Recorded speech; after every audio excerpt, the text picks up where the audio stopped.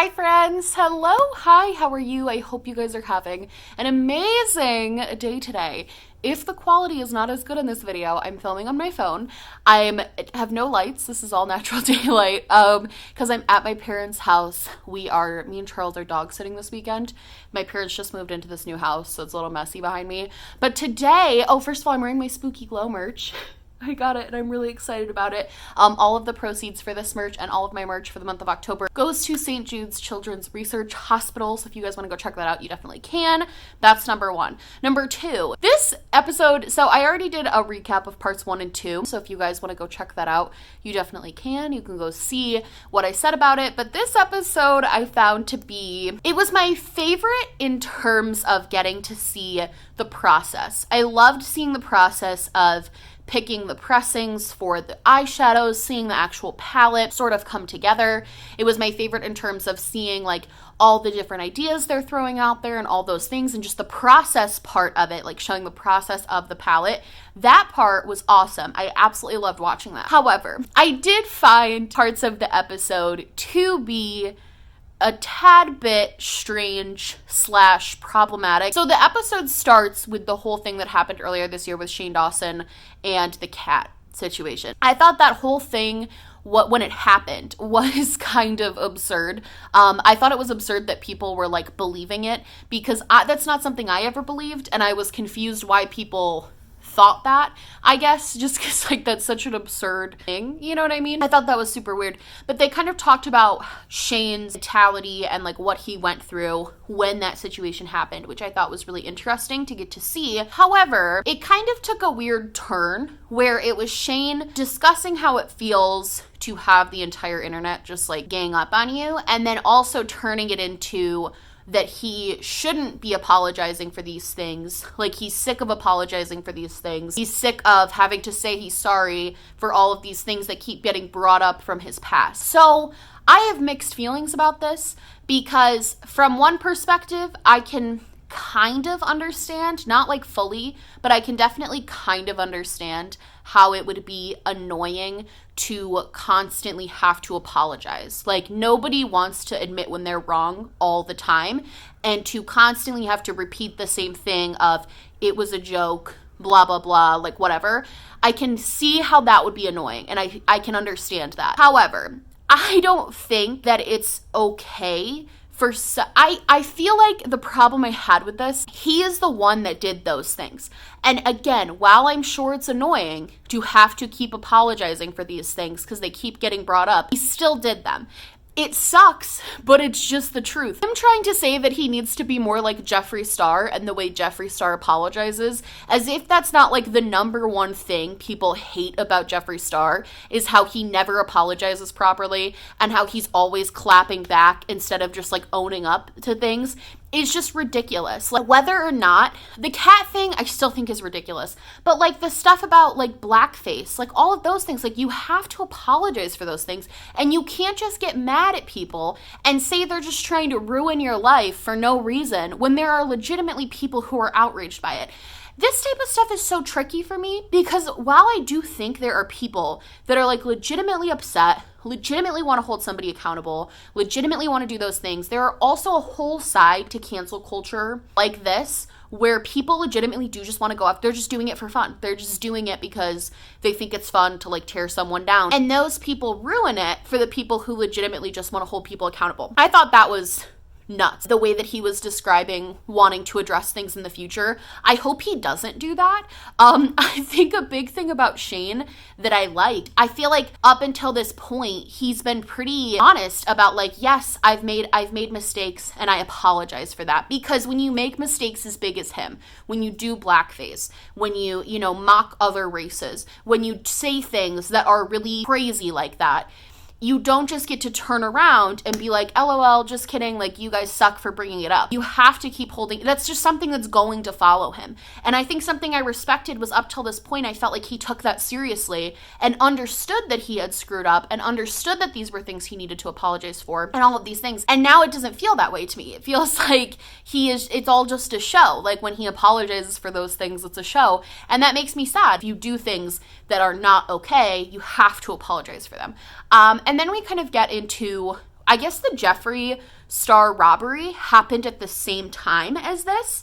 And I think because Jeffree Star didn't talk about the robbery until later, I didn't ever piece together that those two things happened at the same time. Do I think it's some crazy conspiracy to like hurt both of them? No, I don't. I don't. I think Shane's thing was just like that happened. Like he said it.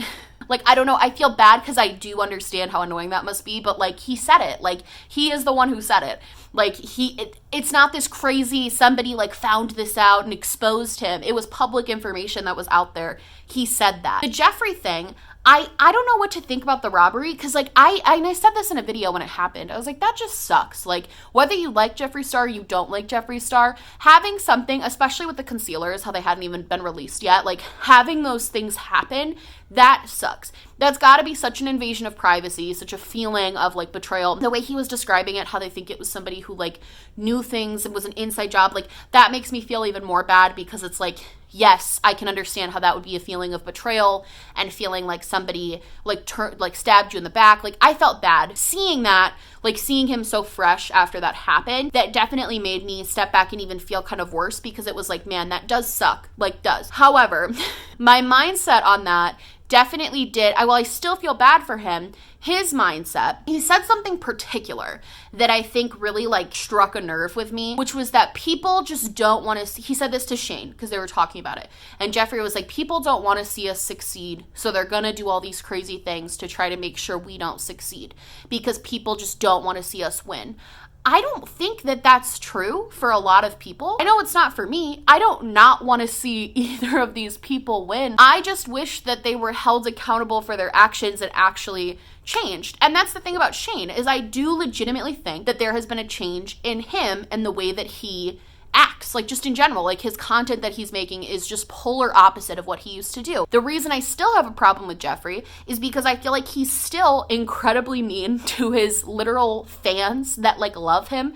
I think he's incredibly reactionary. Like, these are things that I don't necessarily like about him, and that's fine. He doesn't have to like work his whole life to appease me. But to sit there and say that people are mad at you for doing racist things and that's just them trying to tear you down, that's not the case. People are mad at you because you did things that were racist. It's the same thing with Shane. Like, that's why people are mad at you. It's not because they don't want to see you win. It's not because they just have a vendetta to tear you down. They're mad at you because you did something wrong. You did something morally wrong, something not good. And I think that's just kind of the thing about that, is like, I can't understand doing something like that, like having a scandal like that, and then still turning around and saying, well, the people that don't forgive me just don't want to see me win. The people that keep bringing it up, they just don't want to see me thriving.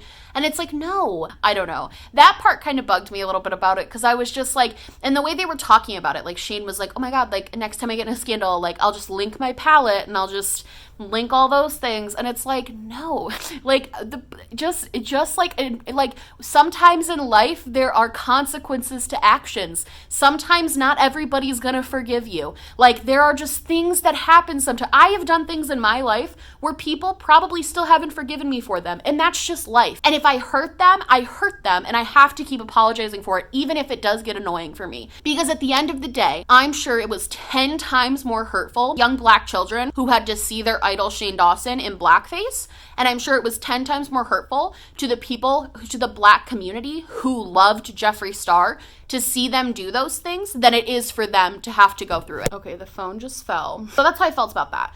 The other like slight inconsistency that I found that I thought was kind of weird was, and I don't know how much I want to like touch on this too much, but it was something I noticed that I did find to be a little strange, was Shane in the first episode of the whole series was pretty much entirely devoted to Shane's sort of insecurities about, you know, putting out the palette, his insecurities about being a part of the makeup community, like all of those things. It was kind of like, that was the whole vibe, was that he like is very scared of these things. He's very whatever. And I think it was weird because in the third episode, when they were talking about how everyone was out to get them and backstab them because, you know, they were working together, which again, I still don't think I believe. I think it was just a coincidence, but like, what do I know? Maybe it really is that crazy in the community. Shane was like, this is going to be the best palette to ever come out. Like, this is going to make records. This is going to break the makeup industry. Like, this is going to be the biggest thing that's ever happened in the makeup industry. Like, Shane said those things. And I don't know if maybe because it was like a couple months later after the first episode was shot, and maybe he was just like, had been working on it more, so he felt more secure in what he was doing. It was still kind of an off-putting and weird thing to hear him say after the entire first couple episodes were just about him having so much doubt about it. Like, I wish that had been addressed more, I guess. But I don't know if I'm just being nitpicky at this point and pointing those things out. It feels kind of nitpicky because it's like a lot of things can change in 2 months. A lot of your insecurities can change after working on something like that. But I noticed it and I was like, that's kind of weird. Like, that's just kind of a strange, it felt like an out of character thing for Shane to be saying based on all of his other content and like the past 2 videos, basically. Overall, though, those were like my biggest problems, I guess, with that episode. But again, I think it's just such a like tricky topic. I think cancel culture in general is really tricky for me because I obviously actively participate in holding people accountable. I make videos that are to hold people accountable, that are to discuss what people have done. But it's true, and I've seen it, whether it be in my own comment section on Twitter, that people take things too far or things get blown out of proportion that I personally don't think should be. And I can, again, understand how that would be annoying for the influencer, but it doesn't take away from the actual things that they did. I do think overall, from what we've seen of the palette and what we got to see, I think it's very cool that they're making a mini palette because I think that will make it more of, people can still get something from the collection to have, because I know this collection is going to be big. Like, duh. But I do think that it's cool that they made like a mini palette because I think that's going to be really good for people who actually want to get the palette but maybe don't have the money to get like the big thing. I think the mini palette is a really cool idea. Did like the color story of the bigger palette. I'm interested to see like what the final version is going to look like. It did look a little bit all over the place, but I think that's kind of Jeffree's vibe with his palettes, with the exception of Blood Sugar and Blue Blood. Most of his palettes are pretty, like the Alien palette, what was the newest one? Jawbreaker. Those are all kind of like all over the place and crazy too, while still having an interesting color story. So while I did think it was kind of all over the place, it was still interesting to look at, and those shades did swatch like beautifully. Like, they looked really pretty. I think Shane doing like stuff, because I think this is going to be bigger than just a palette though. Based on like everything we've seen, I think they're actually going to be doing like full revamped merch for Shane, like I just think this is going to be crazy when this all launches. I think there's going to be a lot of things, and I think it's all going to come out at the same time, and it's going to be really nutty.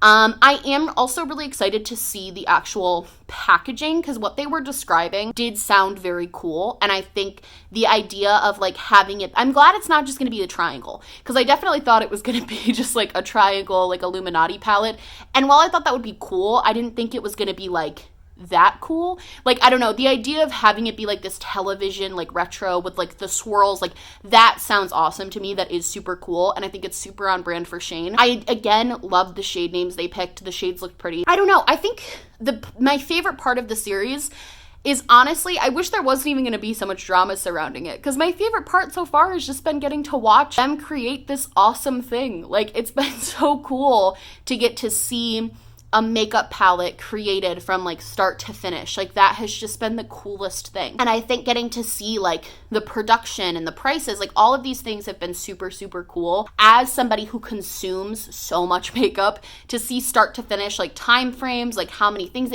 like I just really enjoyed that. So I've been enjoying it. And again, I think a lot of people comment that they don't want to watch the series, and I totally understand it, but the one thing I can say is that Shane does do a great job at making things entertaining. Like, that hour flew by so fast, and it was genuinely, even the parts I disagreed with and the parts I was like, it genuinely flew by and actually was like very, very entertaining to watch. I guess that's all I have to say about it. I hope you guys like this. This is my reaction to the third part. If you like this video, please like and subscribe, or just subscribe, or do neither. Honestly, just so happy you're watching me. Thank you so much for being here. My merch, including the spooky glow, which I love, and I have this in 4 colors. My merch, my social media, and I'm wearing nothing on my face. because I've just not been feeling like putting on makeup lately. Will be linked down below in the description, along with a link to register to vote. That's right, you can go register to vote. You can go register to vote and then vote in your local, state, and federal elections. And if you think you're registered, just double check, because I've been hearing that some people aren't registered when they think they are. And if you're not from the US and that link does not apply to you, make sure you are just staying involved in what's going on in your country. Make sure you're using your voice in a positive way. It's a very, very important. And yeah, I love you guys so much, and I will see you in the next one. Bye.